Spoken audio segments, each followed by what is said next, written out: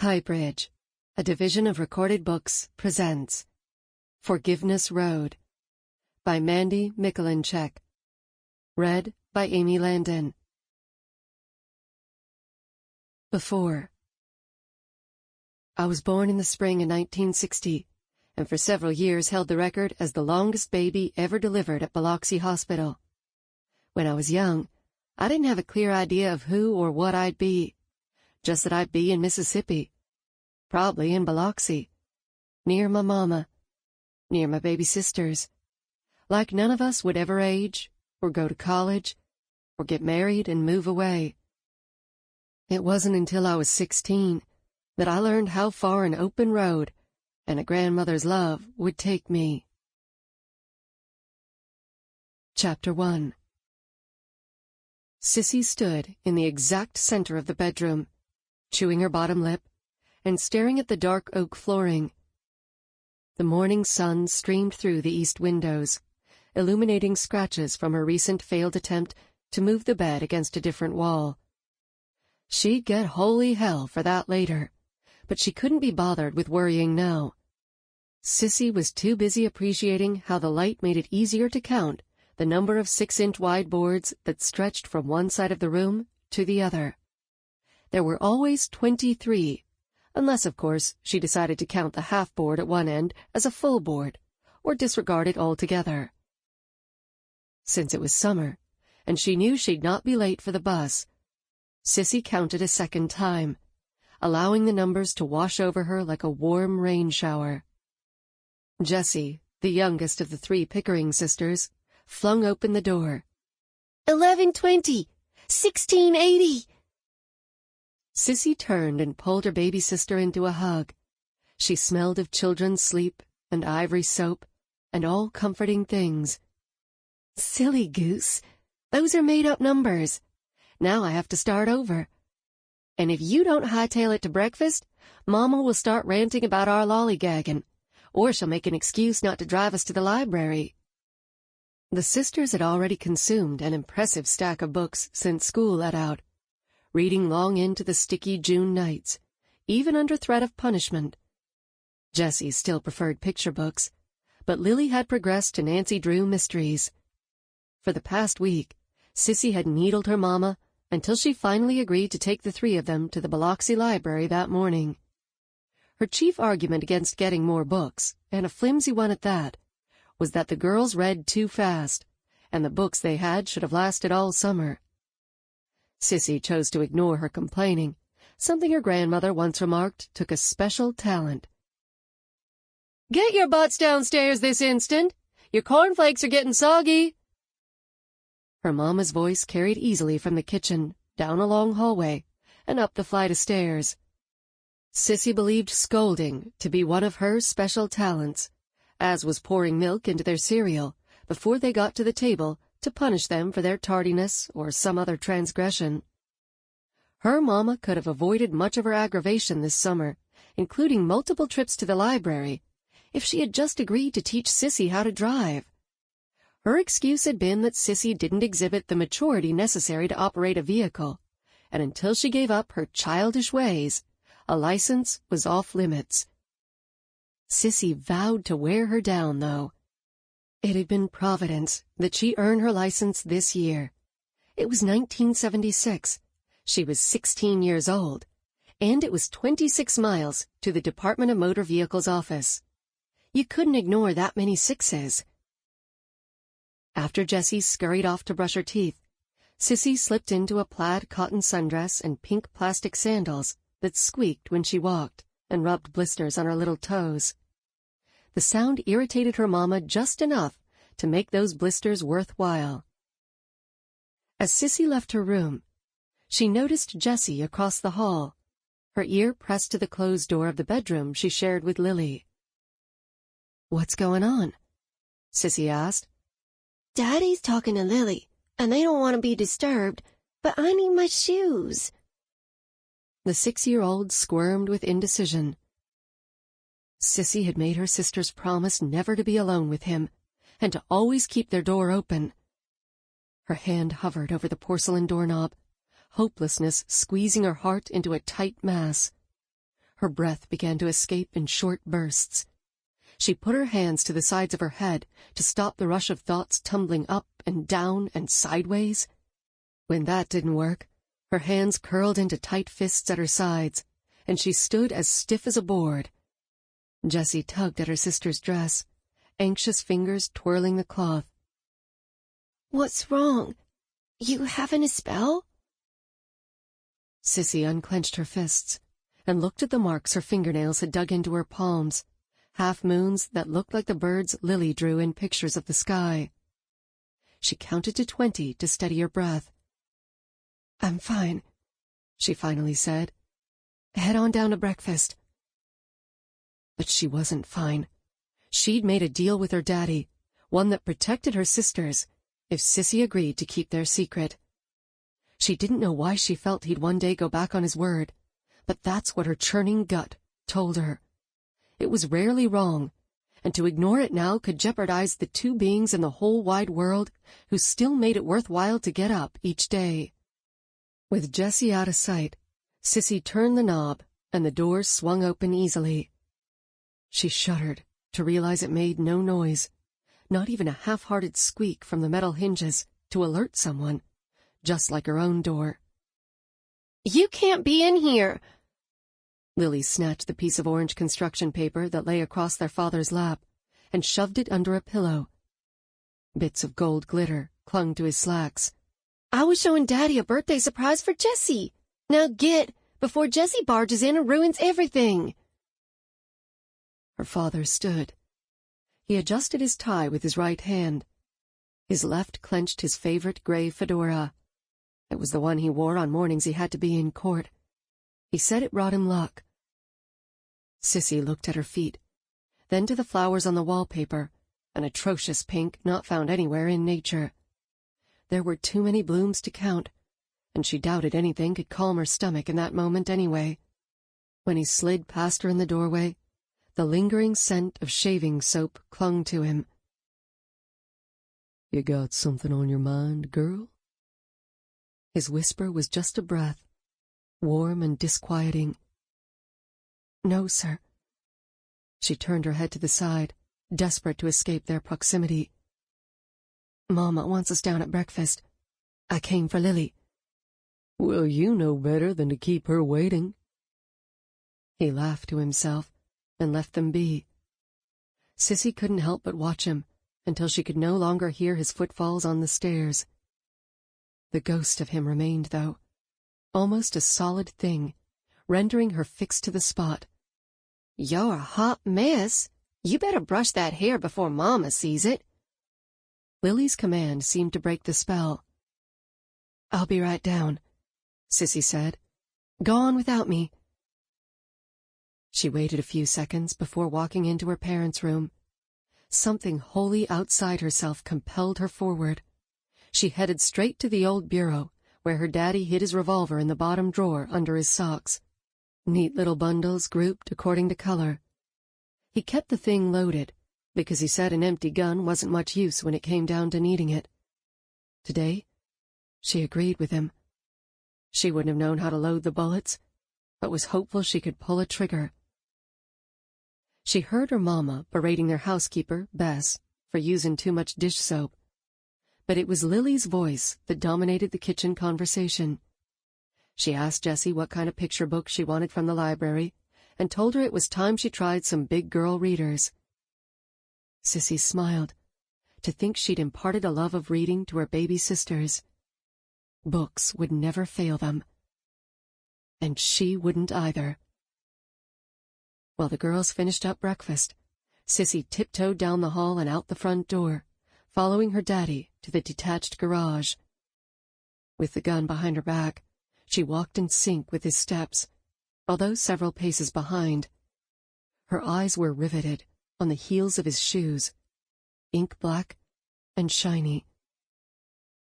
There was a time when the sisters fell over themselves begging to help him shine those shoes, eager for just a crumb of approval, even if it meant extra time in the bath to scrub the polish from beneath their nails. Cissy couldn't remember the last time she wanted his attention. When he whipped around, she almost dropped the gun. "What do you want, Cissy? I'm going to be late for work." She soaked in every detail of how he looked. His light gray suit, which set off his freckled skin better than his other suits. The maroon and navy striped tie and white dress shirt, starched just so. The silver cufflinks that cast tiny globes of light against the window panes of the garage door. The red hair they'd both inherited from his own mama. "Good God, girl! Cat got your tongue?" Her wrist shook from the weight of the gun, still behind her back. She didn't know what she could possibly say to make things any different. "I don't have time for your foolishness, sis. Go back inside." He pulled up on the handle of the garage door. The steel springs sang out their displeasure, causing goosebumps to travel the length of her body. He walked inside and opened the back door to his new Lincoln. With the sun in her eyes, he became just a shadow in a dark garage. Not even a person, really. She steadied the gun with both hands and pulled the trigger until no bullets were left. Her arms jerked upward with every shot, making it difficult to stay centered. More than one bullet made an ear-splitting ding when hitting the metal of the car. She'd aimed at his back, so he wouldn't realize what was happening to him. It was an odd feeling not to want your daddy to be disappointed in you, even for killing him. It was an even odder feeling to love him, despite his lack of good boundaries. Her aim had been good enough. A pool of blood crept beyond his body and the briefcase he dropped. In the shadows, it looked black as oil, and Cissy figured it had stained the concrete just as bad. She stood there, not knowing what else to do. It seemed an eternity before her mama and Bess ran past her and into the garage. Screams twisted their faces into horrible masks. Bess scanned the scene for a second before her gaze settled on the gun, still in Cissy's hand. Her screaming stopped abruptly. "Please, girl, don't shoot. Please, think of your sisters." Cissy didn't understand Bess's pleas. She had been thinking of her sisters. She wasn't going to hurt anyone else. When Lily and Jessie appeared on the porch, Bess ran for the house, yelling for the girls to hide upstairs. Her mama's wailing continued as she knelt over her husband's body, desperately trying to squelch the flow of blood. For a second, Cissy panicked that her daddy would open his eyes, sit up, and demand to know what all the fuss was about. She shook the image from her head and dropped the gun. A cool breeze nipped at her neck, even though the summer sun was already showing its strength. She slipped off her sandals, letting the cool grass soothe the sting of her blisters, and made her way to the tire swing, hanging from the big magnolia. Chapter 2. Janelle Clayton hung up the phone without saying goodbye and walked down the hall. The stairs loomed before her unwilling legs. She pulled herself up the banister, hand over hand, until the landing mercifully appeared. When she opened her armoire, she blinked in confusion, its contents foreign and disorienting. "Mrs. Clayton, let me help you. You're not yourself." Ruth darted around her, grabbing a pair of slacks, her knee-high hosiery, a blouse and light sweater. "I'd like a scarf," Janelle said, moving a hand to her throat. "This sweater demands a scarf." "Should I drive you to your daughter's? You're talking nonsense, and sure don't look in any state to drive yourself." Worry was always most apparent in her housekeeper's eyes, which glazed with emotion when she was upset. Ruth used the edge of her apron to wipe the perspiration from her upper lip and sat on the edge of the bed. "Don't tell me what I can and cannot do. You're treating me like an infirm old lady." Janelle sat down next to her. She grabbed Ruth's hand, a gesture to soften the sharpness of her words. She wasn't good at apologies, although if anyone deserved one, it was Ruth, many times over. They'd been raised side by side, the judge's and housekeeper's daughters. One was rarely seen without the other, causing Janelle's mother to comment on the inappropriateness of her attachment to a house servant. When Janelle married in 1924, it was a given that Ruth would follow and manage her household.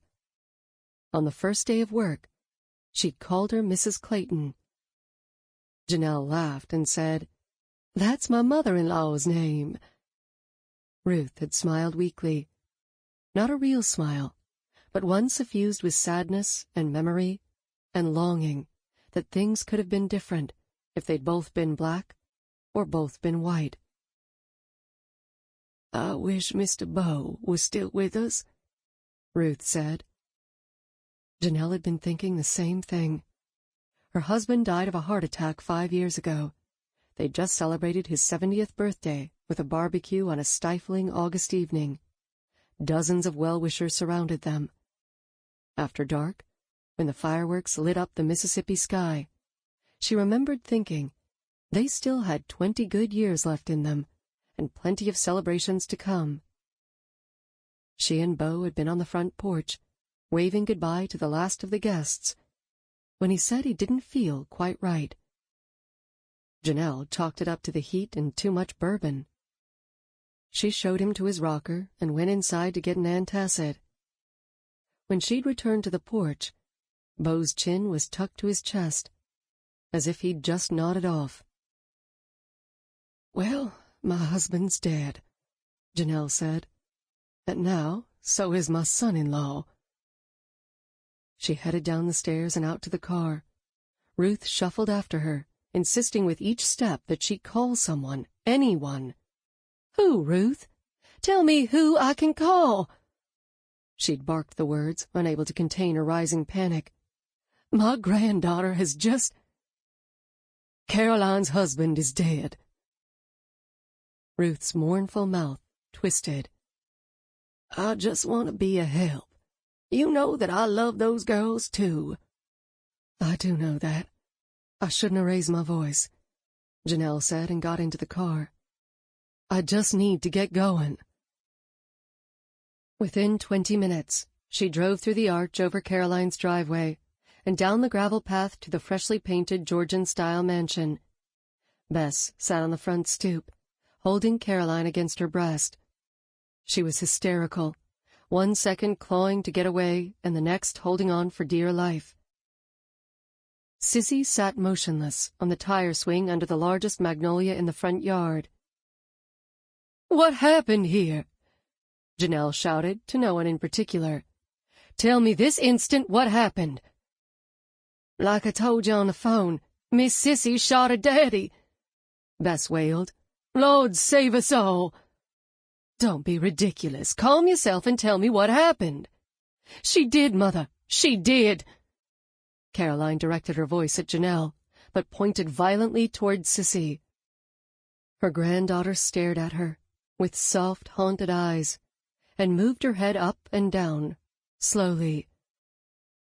The blood drained from Janelle's limbs, and the truth she refused to believe earlier now gut-punched her. "Where are the police? Did you call someone?" she demanded. The nearest neighbor was half a mile away, but gunshots weren't uncommon out in the country. They'd have no reason to call the sheriff's office. It seemed clear now that Caroline hadn't called either. Without waiting for an answer, Janelle ordered her rubbery legs to carry her to the garage. Richard's body lay face down on the cement floor, his briefcase at his side. 2 islands surrounded by the ever-widening sea of blood. She gagged back her breakfast and wrapped both arms around her middle, trying to hold the world together. The gun lay on the grass right outside the garage next to a pair of pink plastic sandals. Why hadn't Caroline or Bess thought to pick it up? She considered wiping Cissy's fingerprints off the gun and throwing it out into the outfield next to the house to rid themselves of at least one piece of a horrific puzzle. Or she could tell the police she shot Richard. "Janelle, pull yourself together," She spoke the words out loud, needing the sound to awaken her brain and legs. She ran toward the house, shouting for Bess to help Caroline inside. Then she changed course and headed for Cissy. "Child, what have you done?" She shook her granddaughter's shoulders, but Cissy remained placid, a pitiful slackness in her face and body. "What happened?" "Don't worry, grandmother," she whispered, and cast her vacant eyes toward the sky as if watching the clouds. "It'll all be okay. Lily and Jessie are safe now." Janelle couldn't deal with her gibberish. "Stay put. Don't you go anywhere." "Of course not, grandmother." She kicked her bare feet in the dirt beneath the swing. Janelle ran into the house to look for Lily and Jessie. She explored the first floor, room by room, calling out their names until her voice grew raspy and inadequate. She heard nothing. Where were those babies? At least Bess had managed to stop Caroline's screaming. When she reached the second-floor landing, muffled cries escaped Cissy's room. Janelle opened the closet door to find Lily with her hand over her sister's mouth to stifle the whimpers that had already given them away. "Oh, children, come out of there this instant. Don't be afraid." Lily, only 12, but the protector, shook her head no. Janelle had offered no proof that the girls' world was once again safe or normal, so her hesitancy was expected. Jessie, however, busted loose from her older sister's grasp and shot out on her knees. She threw her arms around the lower part of Janelle's legs, knocking her off kilter. Within seconds, Lily also emerged and squeezed her stooped shoulders. The girl stood almost as tall as Janelle. "Bess said Cissy killed Daddy." Lily's tone implored her to contradict those words. She embraced the girls. "Well, I'll go find out exactly what happened if you promise not to worry. Now, go to your room and wait until Bess or I come for you." She pushed them down the hallway and waited to hear the click of the door. Then she made her way downstairs and to the phone. Someone had to call the sheriff. On the phone, Sheriff Rowe had promised her that he'd not make a scene. Yet the first of 2 cruisers arrived with lights flashing. When 2 young deputies emerged from the first car with guns drawn, Janelle marched toward them ready to unleash a fury the likes of which they'd never seen. The sheriff exited the second car quickly. His booming voice instructed the men to stand down, and he rushed over, taking liberties to place his arm around her shoulders. The deputies milled about uncomfortably, waiting for orders. "Mrs. Clayton, I'm terribly sorry. The dispatcher leaked word Richard had been murdered." He towered over Janelle. "They ain't seen this much action before. Getting a little too excited, I suspect." "Shut," she said. "No one said anything about murder." "Ma'am, I'll need to speak to your granddaughter. May I?" He nodded toward the swing, where Cissy waited in her limbo. Janelle shooed him over with both hands. At the same time, Caroline couldn't be contained by the house or Bess, and raced about the side yard, her arms and legs out of sync. "I wish you'd never been born!" she howled, and pounded her gut as if expunging Cissy from her womb. Cissy's expression never changed. A still pond, not yet disturbed by a skipping stone. She nodded once, maybe twice, while the sheriff spoke to her, yet seemed deaf to her mother's anguish. The deputies retrieved yellow tape from the cruiser's trunk and cordoned off the front of the garage. The men stood in front of the crime scene, awaiting instructions. Crime scene. Janelle stood, useless, listening to the hum of a horsefly and noting the brutish Mississippi humidity. A few minutes passed before Sheriff Rowe took Cissy's upper arm and pulled her from the swing. He led her back to his car, a gentle hand around her elbow.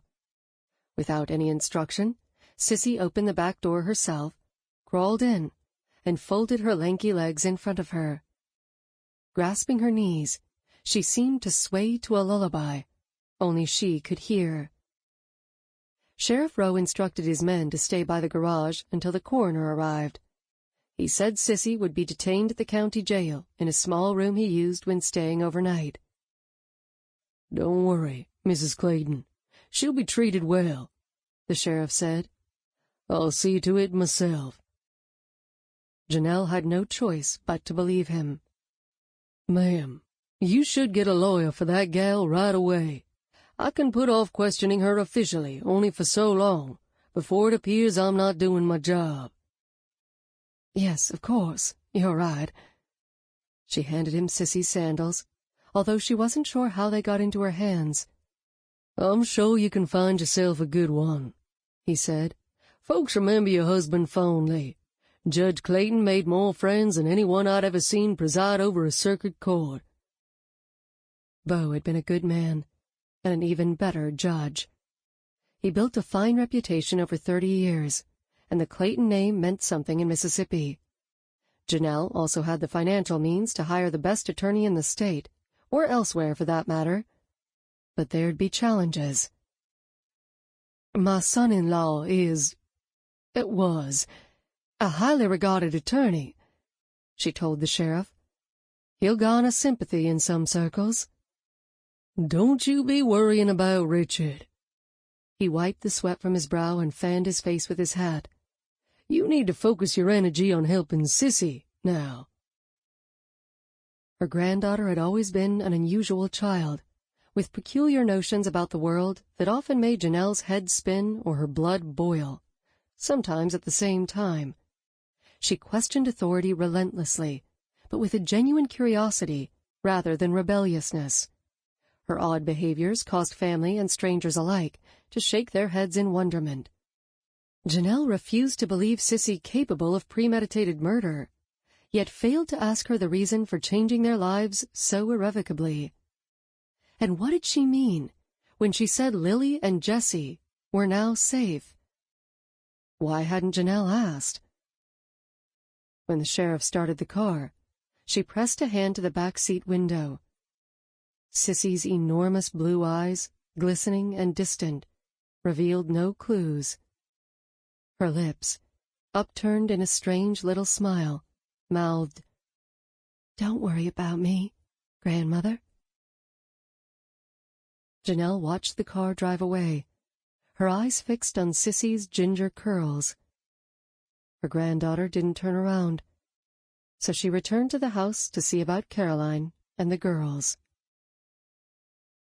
"Miss Caroline, you need to tell Mrs. Clayton what your daughter told you," Bess pleaded. But Caroline stayed mute. The three of them stood in the parlor. "Miss Cissy said her daddy touched her in the wrong way," Bess said, her hand over her mouth. "Said she'd not let him do the same to her baby sisters." "She's a lying bitch!" Caroline shouted. Janelle hit her daughter with all the force she could muster. "Why would she lie? She's a good girl. She's never told a lie in her short life." Janelle recalled the many rules that governed her granddaughter's odd behaviors. Topping her list of things she vowed never to do was lying. Even as a very small child, she'd stride up to her parents and grandparents to confess any wrongdoing, even when it would likely have gone unnoticed. Once, when Cissy was just 6 or 7 years old, Janelle asked her why she didn't just keep the deed to herself. Cissy had said, "If we can't trust each other to tell the truth, grandmother, what's to become of us?" Bess stepped between them, perhaps to stop Janelle from striking Caroline again. Janelle steadied herself by placing a hand on the back of a wing chair.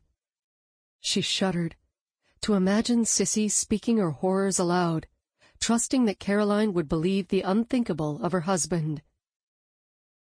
"How could you not know?" Janelle asked. "She's your daughter." "She's not my daughter any longer." Caroline spit her words. "She's telling horrible, disgusting lies about Richard. Why are you taking her side?" "Because I'm her grandmother, and I believe she'd never do something like this without reason." Sample complete. Ready to continue?